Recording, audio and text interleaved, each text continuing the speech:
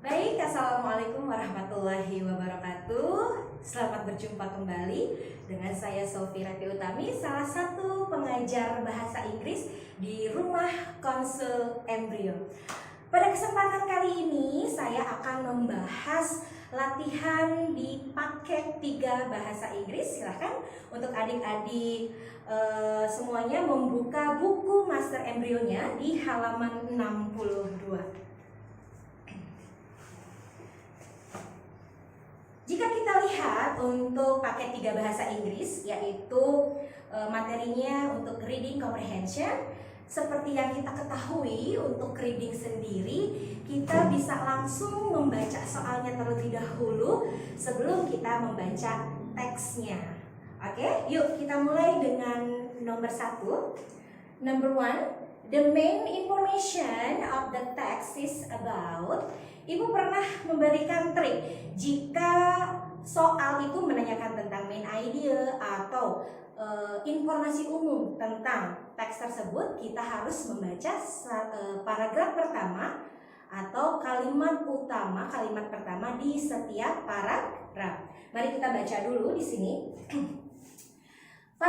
Kalimat pertama di paragraf ke-1 yaitu scientists have discovered, berarti para peneliti ini telah menemukan the bones. Bones itu berarti apa? Tulang of the what made the largest meat-eating dinosaurus ever to walk the earth. Oke, berarti telah menemukan tulang dinosaurus. Paragraf keduanya kita lihat kalimat pertama.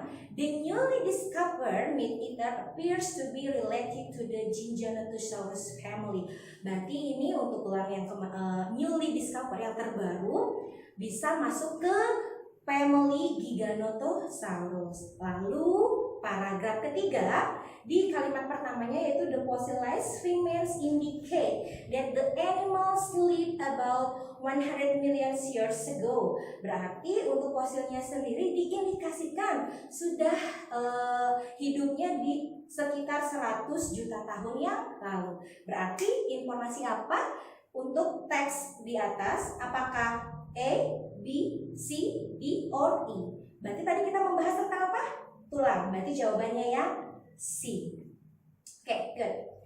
Number 2. Untuk nomor 2 kita lihat di sini the researchers. The research itu berarti penelitinya found the bones of a new type of dinosaurs in. Ini bukan banyak sekali anak-anak yang terjebak. Mereka malah memilih penelitinya asli dari mana sih? Ternyata di sini pertanyaannya, para peneliti itu menemukan tulang of a new type, tulang dari tipe terbaru si dinosaurus itu di mana? Kita cari kata kuncinya. Kata kuncinya yaitu ada di paragraf pertama, kalimat terakhir. Kita lihat, the Tyrannosaurus Rex live in North America and was believed to hunt and live alone. Berarti jawabannya yang mana?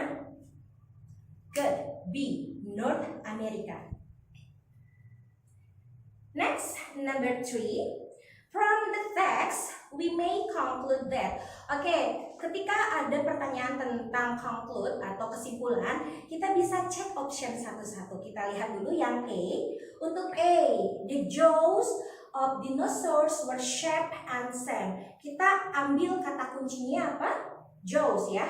Kuku kita lihat. Kata jaws itu ada di paragraf ketiga, kalimat terakhir. Kita lihat. Oke. They were larger than the Tyrannosaurus Rex, although their legs were slightly shorter and their jaws were designed to be better able to cut the body of their prey. Apakah di situ sama untuk bentuknya? Tidak, berarti jawabannya bukan itu. Lanjut yang B. Dinosaurs kata karakteristik and way of life are different. Pakai logika dulu, apakah T-Rex dengan dinosaurus yang lain sama tidak karakteristiknya? Cara hidupnya apakah sama juga? Pasti berbeda. Berarti jawabannya itu yang B. Oke, good.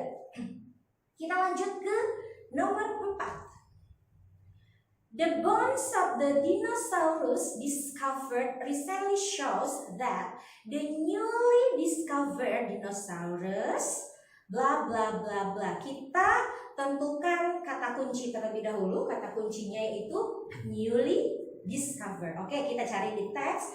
Newly discovered ada di paragraf kedua, kalimat pertama. Kita baca. The newly discovered meat-eater appears to be related to the Giganotosaurus family. Manakah di antara A, B, C, D, or E yang sama dengan kalimat di teks tersebut? Sudah nemu jawabannya? Good. Jawabannya yaitu yang E. Oke, itu passage 1. Kita lanjut ke passage 2. Langsung ke nomor 5. Oke, kita ketemu lagi dengan tipe soal yang seperti tadi nomor 1. Nomor 5 kita baca. The text mainly discusses. Ketika ada yang menanyakan teks ini tentang apa, kita baca kalimat pertama setiap paragraf. Mari kita baca. Technology plays an increasingly important part in our daily lives. Oke, berarti teknologi itu sangat berperan penting ya di kehidupan kita. Paragraf keduanya, in the world of work, technological advance have had various negative effects. Oke, berarti untuk teknologi itu ada efek negatifnya. Paragraf ketiganya, finally there are the implication of information technology for freedom and privacy. And paragraf keempatnya, to sum up, I believe that we must be careful. Kita tuh harus berhati-hati with technology. Berarti kalau kita simpulkan, kalau kita harus berhati-hati, berarti teks di atas itu ngomongin positif atau negatif? Good, negative effect. Berarti jawabannya yang D, the bad effect of technological advantages. And next, number 6. Untuk nomor 6 sendiri, ini tipe pertanyaannya itu true false. Seperti yang kita ketahui, jika ada pertanyaan true false, kita cek option satu-satu. Kita lihat, which is true about the technological modernization in factories. Untuk technology modernization ini ada semuanya di paragraf kedua. Silahkan dicek. Apakah A, it opens more job opportunities for unemployed? B, it enables the company to multiply, untuk menggandakan produknya. Atau C, it solve the problem solve the problem of a company lacks of human resources, menyelesaikan masalah kurangnya SDM di perusahaan tersebut. Atau it always uses robot, selalu menggunakan robot. Atau E, it increases the number of unemployed people. Jika kita lihat di paragraf kedua, di sini kita bisa lihat untuk paragraf kedua sendiri ada kata-kata as a result, industrial workers see work opportunities decreasing further and unemployment levels rising. Berarti banyak sekali pengangguran. Berarti jawaban yang paling tepat yaitu yang E. Oke, good. Next, number 7. Nomor 7 yaitu pertanyaannya, the technological advantages in business also result in keunggulan. Berarti ini keunggulannya ya. Kalau tadi kita berbicara tentang negatifnya, ini berarti ada keunggulan juga nih dari teknologi di bisnis. Kira-kira untuk keunggulan sendiri yang mana?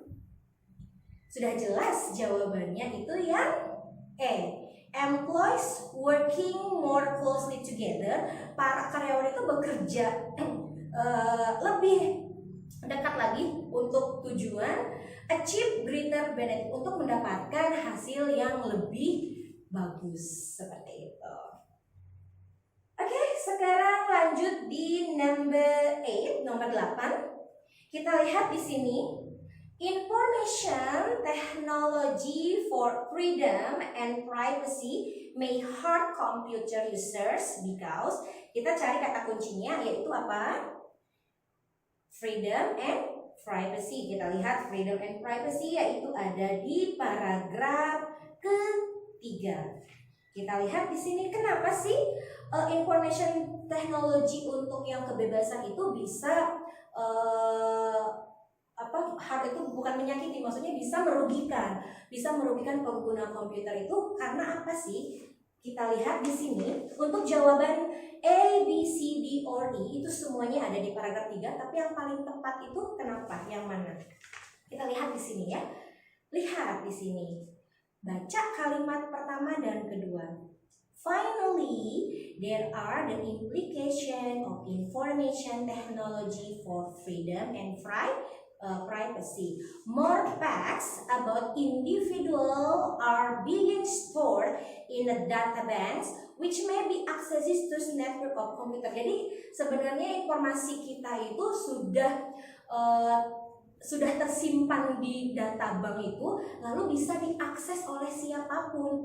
Kalau kita melihat implikasi dari informasi teknologi for freedom and privacy, makanya bisa merugikan computer user karena data kita sudah tersimpan di database. Berarti jawaban yang paling tepat yaitu yang B. Yes. More facts about individual are stored in banks. Lanjut di nomor 9, kita lihat from the facts we may conclude that, pertanyaannya sama seperti tadi ya, conclude berarti kesimpulan. Kita bisa menggunakan triknya yaitu cek satu-satu optionnya, cari kata kunci dan sesuaikan dengan teks. Yuk kita lihat. A. Technology can only hanya bisa be entirely beneficial in the field of medicine. Hanya berguna di bidang kesehatan. Oh, itu tidak mungkin sekali ya. Berarti salah. B. Advanced technology is believed to create great problems to all computer user. Di sini keunggulan teknologi itu dipercaya membuat masalah yang paling besar kepada semua pengguna komputer. Tidak hanya ada negatifnya saja ya, tadi juga ada keunggulannya. Lalu yang C, information technology can give benefit and cause trouble to human beings. Memang secara logikanya informasi itu bisa memberikan both, keduanya antara benefit, keuntungan, dan kerugian. Namun di teks ini tadi kita banyak sekali mendapatkan tentang kerugiannya. Berarti jawabannya yang paling tepat yaitu yang D. Advanced technology has greater negative effects than positive ones. Oke. Pokoknya gini ya, untuk di reading sendiri jika logikanya, menurut kalian logikanya memang benar gitu ya. Cuma kita tetap harus berdasarkan teks. Berhubung di teks ini banyak sekali membicarakan tentang negative effects dari advanced technology, jadi jawabannya pun menjadi yang D. Yang C itu menjadi pengecoh untuk kalian ya. Oke, sudah di nomor 9. Siap untuk ke selanjutnya? Kita lihat di passage 3 nomor 10. Oke, number 10. Halaman 64. Ya, untuk nomor 10 sendiri, the passage tells us about which of the following. Seperti biasa, kita harus baca kalimat pertama setiap paragraf. Oke, good. Kita baca, silakan dibaca. This day, people spend a great deal of time on their health or fitness. Oke, berarti banyak sekali orang meluangkan waktu untuk fitness ya, untuk kesehatannya. Lalu it is estimated that over 80 million people worldwide suffer from bad breath or halitosis. Oke, diestimasikan lebih dari 80 juta orang di dunia ini terkena bad breath. Apa sih itu halitosis? Yaitu bau mulut ya. Oke, berarti intinya di sini kita ngomongin bau mulut.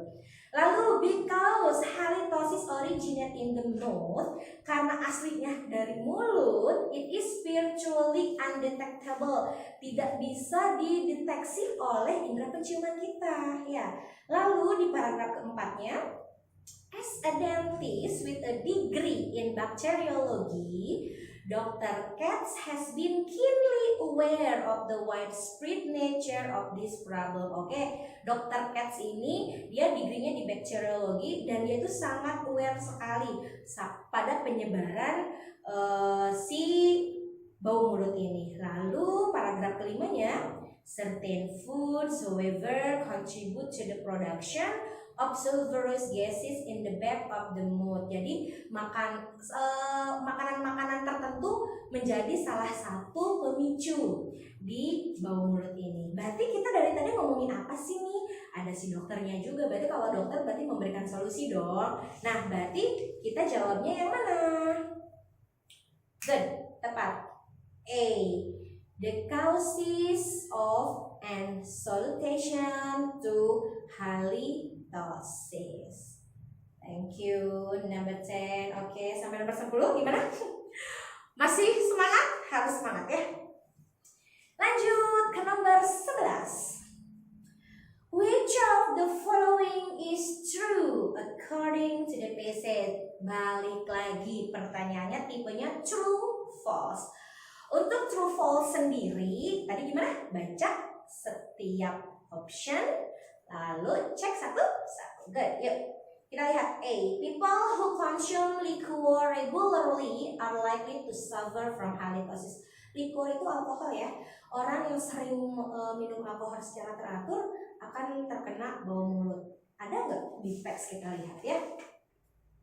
Untuk di teks sendiri, ini tidak ada yang menjelaskan bahwa orang yang sering meminum alkohol akan terkena bau mulut. Berarti salah. B. People who suffer from halitosis do not go to health club. Wah, ini jahat banget. Orang yang terkena bau mulut gak boleh datang ke tempat-tempat olahraga katanya ya. Ini tidak. Terus C. People know very well that mouthwashes cure halitosis. Orang-orang tuh sangat tahu banget kalau si mouthwashes tuh yang biasanya digunakan kalau bulan puasa cure halitosis, katanya menyembuhkan atau bisa meredakan halitosis ya. Ini tidak juga. Yaitu kita lihat yang di mouthwashes contain sugar and alcohol. Kita lihat apakah benar mouthwashes contain sugar and alcohol. Kita lihat kata kuncinya yaitu mouthwashes. Kita lihat mouthwashes ada di paragraf 1, 2, 3, 4, 5. Kita lihat ya. Di kalimat di baris-baris terakhir kita lihat means and mouthwashes intended to mask or prepare bad breath actually worsen the condition because sugar and alcohol. Berarti si mouthwashes sendiri berisi alkohol. Oke, berarti jawabannya yang D, dodol. Good. Next, number 12. Nomor 12. It can be inferred from the passage that, kita bisa infer itu salah satu tipe teks untuk tipe pertanyaan kesimpulan. Ya, berarti tadi kalau kesimpulan kita bisa cek satu-satu option sesuaikan dengan teks. Yuk kita lihat. A. Chronic bad breath can be cured by a dentist. Ada di paragraf pertama, kita lihat di line terakhir. Ya. Unfortunately, people around the world suffer from a condition that cannot be cured at a health club, spa, or even a hospital. Chronic bad breath. Berarti salah. B. Most people are concerned with the treatment of bad breath. Banyak orang tuh sangat memperhatikan banget gitu tentang treatment atau perawatan di bau mulut ini. Itu tidak tertulis di teks, berarti jawabannya salah. Kita lihat yang C. Protein and bacteria in the mouth are the cause of bad breath. Kita lihat protein and bacteria. Ada kata kuncinya di mana coba? Bakteri dan protein. Kita lihat protein sendiri, yaitu ada di paragraf kelima. 1, 2, 3, 4, 5. Oke, kita lihat di kalimat kedua. Acid in coffee and protein in dairy products exacerbate the problem. Meningkatkan masalah tersebut. Jadi salah satu penyebabnya protein. Udah benar. Kalau bakterianya, coba kita lihat ada di mana bakterianya, yaitu ada di kalimat terakhir, paragraf terakhir. Kita lihat, the only effective means of eliminating the sulfur gas production is to introduce oxygen to the bacteria. Berarti memang untuk penyebab bau mulut itu bakteria dan protein. Bakteri yang ada dalam mulut, kalau protein dari makanan yang kita makan. Berarti jawabannya yang C. Oke, number 13, nomor 13. Ini sama seperti tadi, true false. Kita baca satu-satu optionnya, cek di teks. Yuk kita lihat, which of the following is true according to the passage. A. Halitosis is caused by bad digestive system. Halitosis itu disebabkan karena sistem pencernaan. Apakah betul? Di sini ada kata kuncinya di paragraf 1, 2, 3, 4. Di paragraf 4, kalimat terakhir di sini ya. It does not originate in the digestive system. Berarti bukan ya. Terus yang B. Some common medicine will create odorless gases. Ada di mana sih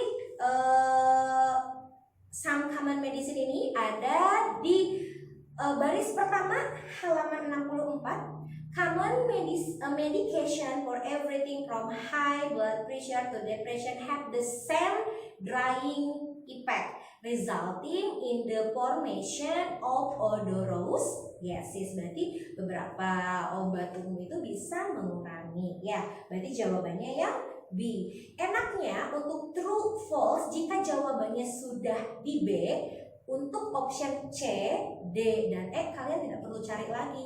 Udah langsung ke nomor berikutnya. Berhubung nomor 13 udah di B, berarti kita langsung ke nomor 14. Oke, good. Nomor 14 pun sama ya. Ternyata pertanyaannya sama seperti nomor 13. Which of the following is true according to the passage? Satu lagi kita cek ya. A. The primary needs of people going to health club is to improve their social life. Oke, intinya kegunaan awal mereka pergi ke health club itu ternyata untuk improve their social life. Jadi untuk memamerkan kekayaan gitu ya. Salah banget itu. Lalu yang B, the treatment of halitosis with medicine containing oxygen is effective and has no side effects. Kata kuncinya tadi apa? Oksigen. Tadi kan kita udah pernah baca ya oksigennya. Coba kita lihat paragraf terakhir, kalimat terakhir. The only effective means of eliminating the sulfur gas production is to introduce oxygen to the bacteria, causing them to produce tasteless, odorless sulfate. Berarti jawabannya yang B. Good, thank you. Oke, the last number in this session, nomor terakhir di sesi ini yaitu nomor 15. Which of the following foods or beverage, di bawah ini makanan dan beverage, minuman, are the least to cause halitosis, yang paling sedikit menyebabkan bau mulut. Kita sudah tahu tadi ya, menyebabkan bau mulut itu yaitu acid dan protein. Tapi yang paling sedikit menyebabkan bau mulut kira-kira yang mana? A, B, C, D, or E? Kira-kira yang mana? Tepat, E. Jawabannya ya, yang E. Water, air, carrot, yaitu and tomato. Ya, oke, untuk sesi ini sampai di sini dulu. 15 nomor berikutnya ada di sesi 2 pakai 3 bahasa Inggris. Terima kasih.